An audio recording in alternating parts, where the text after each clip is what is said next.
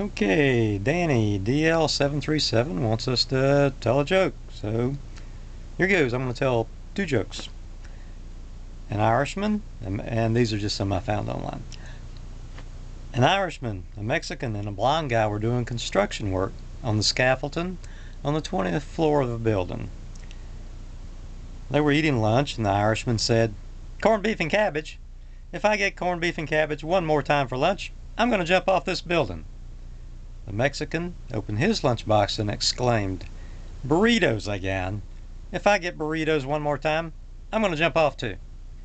The blonde opened his lunch and said, "Bologna again. If I get a bologna sandwich one more time, I'm jumping too." The next day, the Irishman opened his lunchbox, saw corned beef and cabbage, and jumped to his death. The Mexican opened his lunch, saw burritos, and jumped too. The blind guy opened his lunch, saw the bologna, and he jumped to his death as well. At the funeral, the Irishman's wife was weeping. She said, "If I'd known how really tired he was of corned beef and cabbage, I never would have given it to him again." The Mexican's wife also wept and said, "If I could have given him, I could have given him tacos or enchiladas. I didn't realize he hated burritos so much." Everyone turned and stared at the blonde's wife. The blonde's wife said, "Well, don't look at me. He makes his own lunch."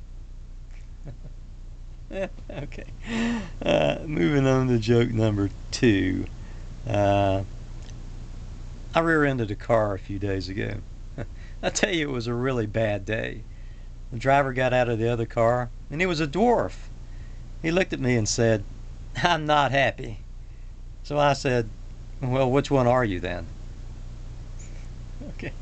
Maybe not too politically correct, but funny anyway. Bye, everybody.